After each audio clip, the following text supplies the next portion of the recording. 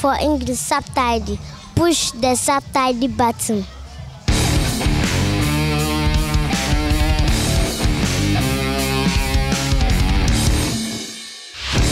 Hallo zu einer neuen Reptil-TV-Folge. Mein Intro-Tierchen, ein Karamell-Tigerpython. Karamell ist so T+-Albino. Bei den Tigerpythons es nennt sich Karamell oder Blond, sagt man auch dazu. Ja, Tigerpython, leider ein Riesenbrocken, also nur für jemanden, der viel Platz hat. Aber diese Karamells, wunderschöne Farbvariante. Deswegen heute mein Intro-Tierchen für euch. Unser Thema heute sind die argentinischen Teus, Salvator rufescens und Salvator merinae. Die wollen wir heute die Haltung, die Haltung, Pflege, Terrarium, das wollen wir heute besprechen. Wie gesagt, wir haben den roten und den schwarzen Teu, beide aus Argentinien, klimatisch relativ gleich. Es gibt Angaben oder manche Leute sagen, der schwarze Teu, der kommt weiter bis in Süden vor. Das ist auch richtig, der geht gleich weiter in Süden von Argentinien. Da müsst ihr umdenken, Argentinien ist Südhalbkugel, also weiter unten im Süden wird es gleich kälter. Deswegen kommt er, zumindest was die Breitengrade betrifft, sollte man meinen, er kommt aus dem kälteren Gebiet. Es stimmt nur halber, der rote kommt dafür mehr aus dem gebirgigen Gebiet. Ne? Also den findet man auch an auf Höhen von, ich weiß nicht genau, müsste man mal, also gibt es auch keine Literatur drüber, aber der geht, schätze ich mal, bis 1000 Meter Meereshöhe wird man rote Teus sicherlich finden. Ich war schon in dem Gebiet, hätte ich mich dummerweise mal erkundigen sollen, welche Meereshöhe das wir sind. Also von dem her, mehr im Norden, sprich eigentlich im wärmeren, aber dafür im höheren Gebiet oder im bergigeren Gebiet, und der schwarze weiter im Süden, aber mehr auf der Ebene, so argentinische Pampa und so weiter. Das sind so die Verbreitungsgebiete von den zwei. Die Teus sind die absolute Sonneanbeter, ne? Wenn man sich die in ihrem Ursprungsgebiet anguckt. Also tagsüber, wenn die pralle Sonne am Himmel ist, da sind die draußen. Gegen Spätnachmittag, wo es immer noch knapp 30 Grad hat, da fangen die schon an, sich zu verkriechen, weil das einfach denen schon wieder fast zu kalt ist. Oder wenn da 2, 3 Wolken über den Himmel ziehen und es mal ein bisschen schattig wird, hauen die Teus auch gleich ab. Also die wollen wirklich die pralle Sonne. Und entsprechend machen wir auch das Terrarium. Wenn die Leute mich als fragen, ja, was brauche ich denn für oder was für ein Terrarium oder was für eine Richtung brauche ich denn? Ich vergleiche es immer mit einem Bardergamen-Terrarium. Ja? Beziehungsweise wir haben jetzt hier auch mal so ein Bardergamen-Set aufgebaut, so wie wir das als Bardergamen-Set auch anbieten. Und das ist genau das Richtige für die Teus. Ne? Also man hat... Gut, von der Terrariengröße haben wir jetzt hier mal 1,20 Meter, 60, 60. Das ist so für die Jungtieraufzucht geeignet. Also das, was wir jetzt gerade an Tieren gesehen haben, den schwarzen, den ich in der Hand habe, der würde es vielleicht gerade noch so reichen. Der rote, der ist schon fast aus der Größe rausgewachsen, oder das wäre schon eine Größe, wo man sagt, okay, jetzt wird es definitiv Zeit, das Terrarium zu wechseln. Aber gerade wenn man ein Jungtier so die ersten 1, 2 Jahre aufzieht, dann ist das 1,20 Meter, 60, 60 bestimmt eine super Wahl. Das Ganze, wie gesagt, intensiv beleuchten mit UV, mit Wärme, mit viel Helligkeit. Am allerbesten HID.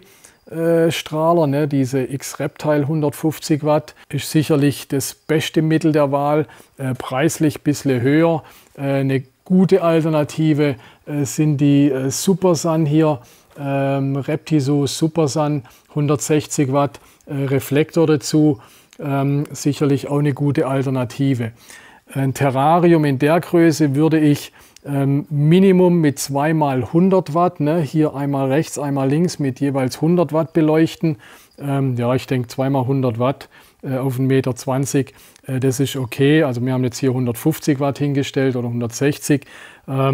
Das wäre, wenn ich vielleicht schon einen warmen Raum habe, dann würde ich vielleicht nur eine mit 160 Watt hier so Richtung Mitte nehmen als Beleuchtung. Aber das ist schon das ist schon fast wenig. Vielleicht lieber 2x100 Watt, einmal rechts, einmal links, dass das Ding wirklich super ausgeleuchtet ist. Unten am Sonnenplatz dann gemessen so runde 40 Grad, 45 Grad. Kalte Ecke vielleicht mit knappe 30 Grad, ne, so hier am Rand runde 30 Grad, wo er sich wenn ins Kühle zurückziehen kann. Das wollen die, ne, wirklich ganz warm, ganz hell, dann sind die zufrieden. Bisschen Deko mit rein, ne, da haben wir so Kork zum Verstecken.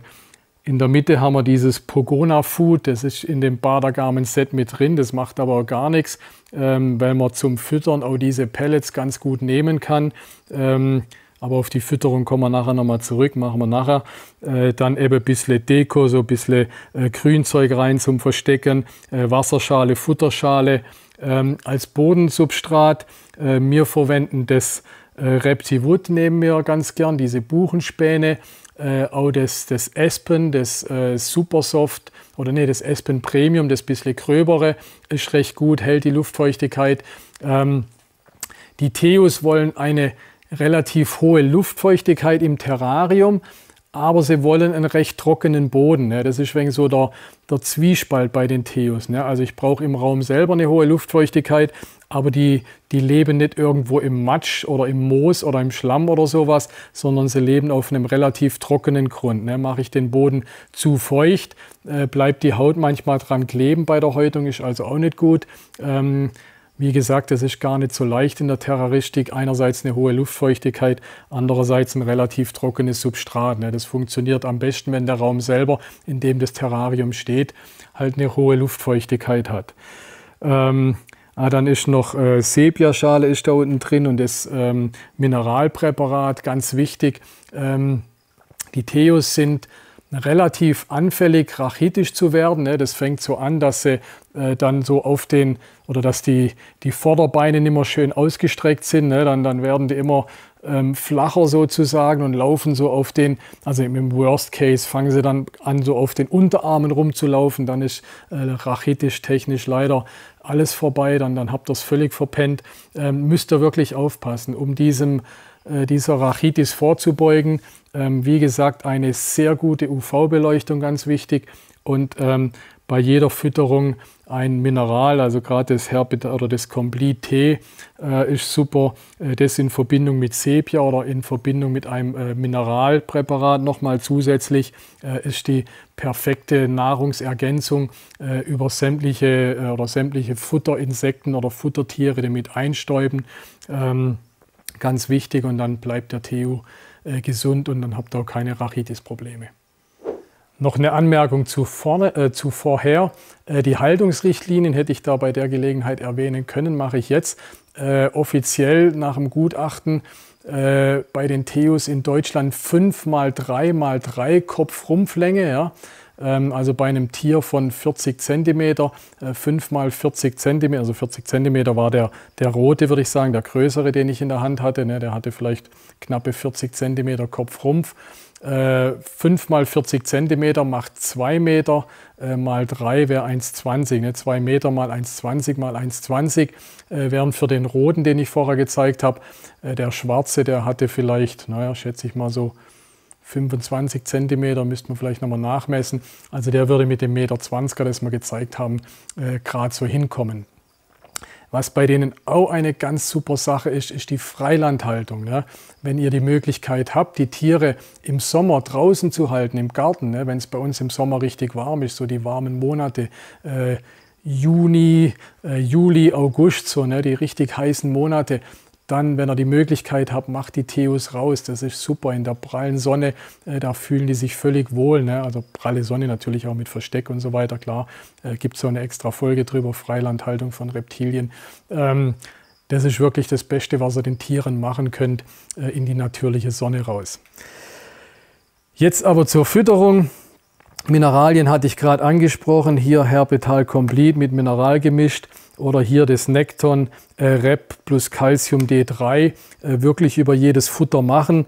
Die Jungtiere, da gibt man viel Insekten, ne? Heimchen, Grillen, Heuschrecken, ne? Gerade die ganz kleinen. Da kann man mit mit so Sachen noch schwierig kommen. Also die fangen wir auch immer an, mit Insekten anzufüttern. So das erste, vielleicht Viertel bis halbe Jahr geben wir auch Insekten. Da geben wir fast jeden Tag, also mal zumindest 5 Tage die Woche, bis die wirklich aus dem Gröbsten raus sind. Ne? Kann man wirklich 5-mal die Woche füttern. Dann kann man es langsam reduzieren, wenn man merkt, sie wachsen gut, sie sind dick, sie sind kräftig, kann man es ein bisschen reduzieren. Dann füttert man noch vielleicht 3-4 Mal die Woche.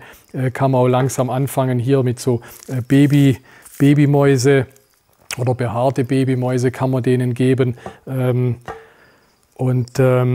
Später, wenn sie die Größe haben, wo wir jetzt gesehen haben, dann tun wir auch viel in Anführungsstrich so Fertigfutter geben. Ne? Wir nehmen zum Beispiel so Pogona-Pellets oder Iguana-Pellets, mischen die mit Hunde-Katzenfutter, stellen die Schüssel rein und füttern die mit Hunde-Katzenfutter. Ne? Können wir euch auch kurz eine Szene einblenden, wo ihr seht, da fressen die aus dem Napf. Also das hat dann echt irgendwas von, was weiß ich, Jurassic Park oder die ich weiß nicht, wie man sagen soll, die Raptoren, wenn sie da an ihrer Futterschüssel stehen. Auch wirklich cool. So kann man das dann bei den größeren Tieren machen. Dann auch nur noch 1- bis 2-mal die Woche füttern. Man muss schon aufpassen. Also die fressen, was das Zeug hält. Und gerade im Sommer, wenn es warm ist, wenn es hell ist, dann fressen die wie verrückt. Da scharren die den ganzen Tag im Terrarium. Da wollen die eigentlich den ganzen Tag fressen. Da nicht zu arg weich werden, denen nicht jeden Tag Futter anbieten, weil die schon völlig verfetten und ihren einen riesigen fetten Theo dann da drin habt, was sicherlich nicht gesund ist. Da müsst ihr euch dann wirklich beherrschen und sagen, okay, 2-mal die Woche gibt es Futter, mehr nicht. Sonst tut er dem Tier wirklich keinen Gefallen. Kommen wir noch zu den verschiedenen Färbungen. Bei den Roten gibt es auch völlig unterschiedliche Tiere, wie ihr hier seht. Manche haben extrem viel Weiß drin, so wie der. Ja, wie soll man sagen, ganz, ganz hellweiß mit so Brauntönen. Andere wie der, den wir auch vorher schon gesehen haben, also der, gerade unser Liebling, weil er auch so brav ist, hat so dieses dunkle Rot. Dann haben sie so gelbe Flecken mit drin, ne, wenn er jetzt hier oben auf dem Kopf oder auf dem Rücken schaut, da hat er so gelbe Flecken mit drin. Also eigentlich, man könnte wirklich meinen, 2 ganz verschiedene Echsen.